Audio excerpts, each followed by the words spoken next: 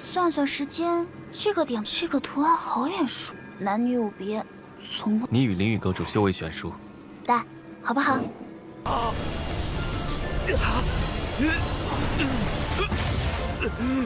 你控制，就说让我感受力量。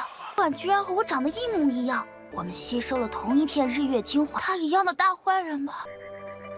山神大人。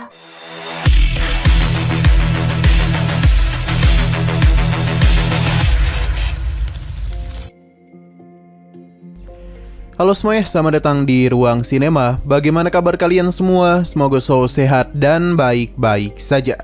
Sesuai jadwal, jadi pada hari ini kita akan kembali melanjutkan series Donghua Little Fairy Yao, dan ini adalah episode ke-6-nya. Sebelum kita mulai episode terbarunya, kita akan melihat dulu apa saja yang telah terjadi pada episode sebelumnya, tepatnya pada episode ke-5. Sebelumnya, Ji-Yun telah membawa Nanja kemari, yang ternyata dia berniat menggunakan menara pencari jiwa demi bisa menemukan 3 jiwa dari hewan yang telah hilang.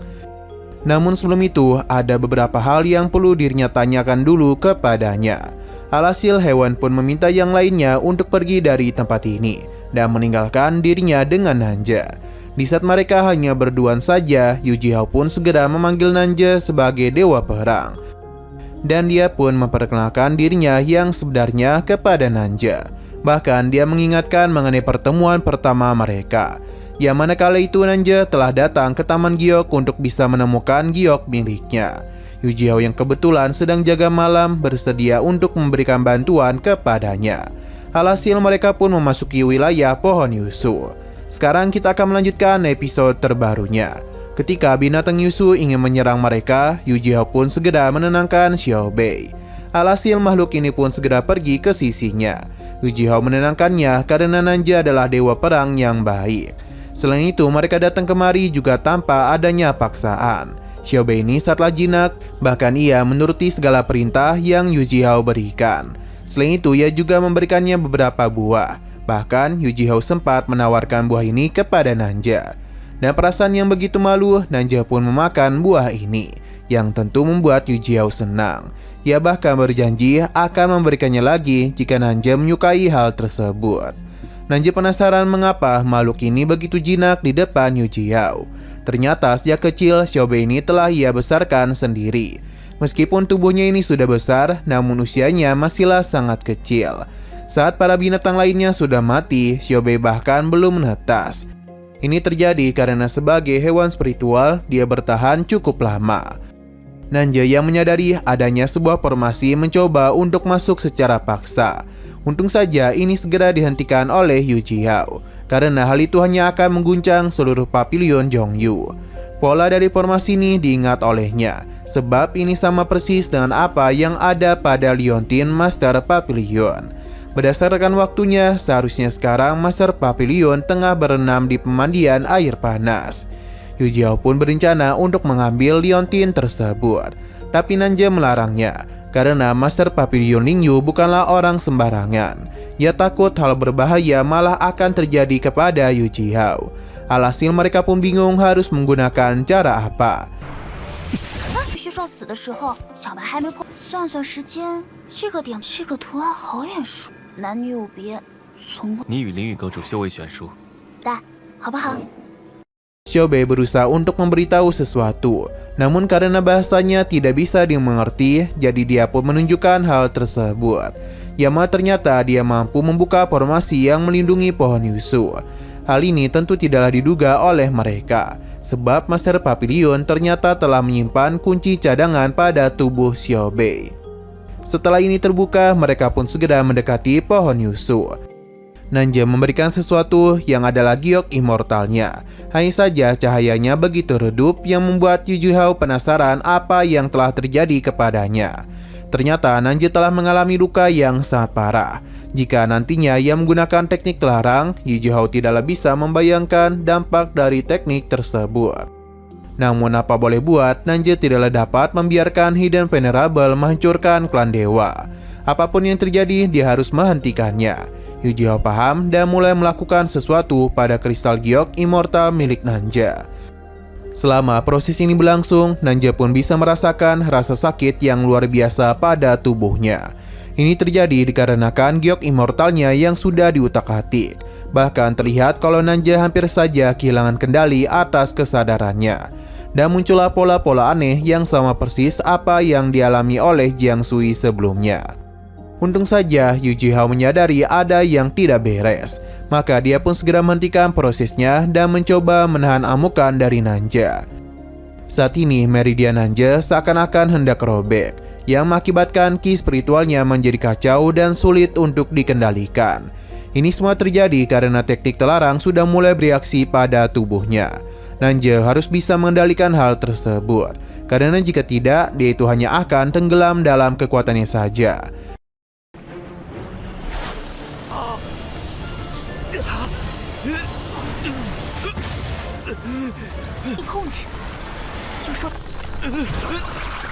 Yu Jihao merasa begitu khawatir kepadanya.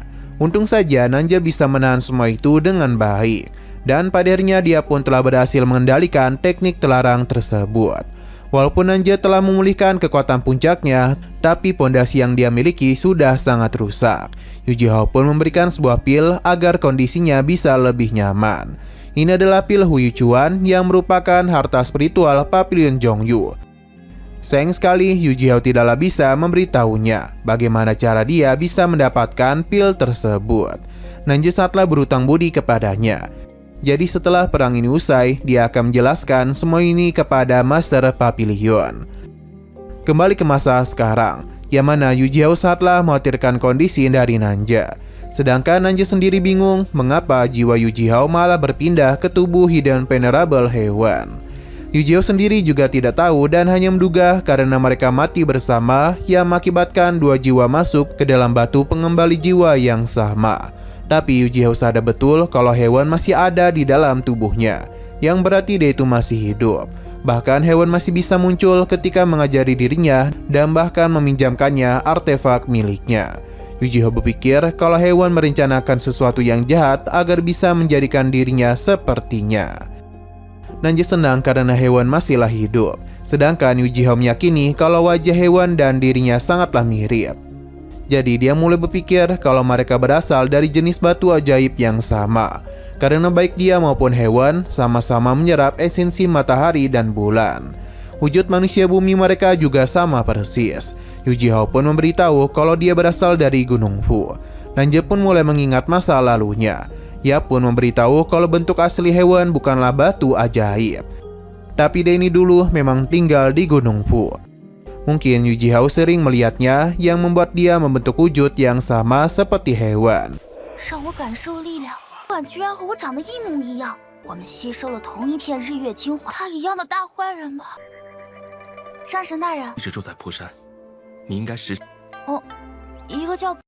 Yu Jihao merasa kecewa kepada dirinya sendiri karena malah mengikuti wujud orang lain. Hanya saja dia penasaran mengapa Nanja begitu mengenal hewan.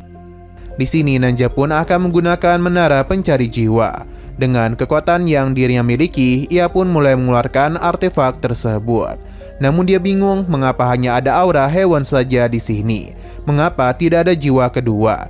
Seharusnya sangatlah mustahil dua jiwa yang berbeda saling menyatu di satu tubuh. Hingga ia pun mulai kepikiran sesuatu yang membuat Yu Jihao penasaran apakah karena jiwa hewan terlalu kuat sampai-sampai tidak bisa ditemukan olehnya. Ia pun menyarankan untuk pergi ke Istana Langit agar bisa menyelesaikan masalah ini. Namun itu tidaklah bisa Nanja lakukan. Pasalnya tubuh itu memang milik hewan, namun sudah ditempati oleh jiwa Yu Jihao, yang membuat dia tidaklah bisa menemukan jejak aura dari hewan. Mendengar hal itu, Yu Jihao pun berencana untuk meninggalkan tubuh ini agar bisa kembali pulang. Tapi Nanja memintanya untuk tidak perlu terburu-buru, karena dia ini belum menjadi seorang immortal. Jika keluar secara paksa, maka yang ada jiwanya malah akan musnah. Ini tentu saja mengejutkan Yu Jihao. Dan saat jugalah Nanja pun melakukan sesuatu yang akan menstabilkan jiwanya. Dengan begitu sementara jiwanya akan tetap aman.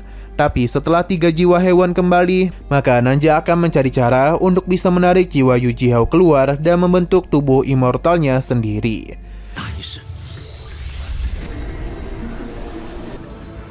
问题是不可能入，只有喝完了。战神大人， 放心。 Nanja akan melakukan segala cara untuk bisa membantunya, karena bagaimanapun ia telah berutang budi kepada Yuji Hao. Namun tindakannya barusan telah menguras begitu banyak kekuatan, bahkan Nanja ini harus jatuh pingsan. Nah, sayang sekali lagi seru-serunya, episodenya pun harus bersambung dulu. Oke, sekian dulu pada video kali ini. Untuk video selanjutnya akan segera hadir. Jadi bagi kalian yang mengikuti series ini, langsung saja klik subscribe dan aktifkan loncengnya. Terima kasih yang sudah menonton video sampai habis. Jika kalian suka pada video ini, klik like dan share ke teman-teman kalian tentang channel ini. Dan ditunggu aja kelanjutannya. Oke, sampai jumpa di video selanjutnya.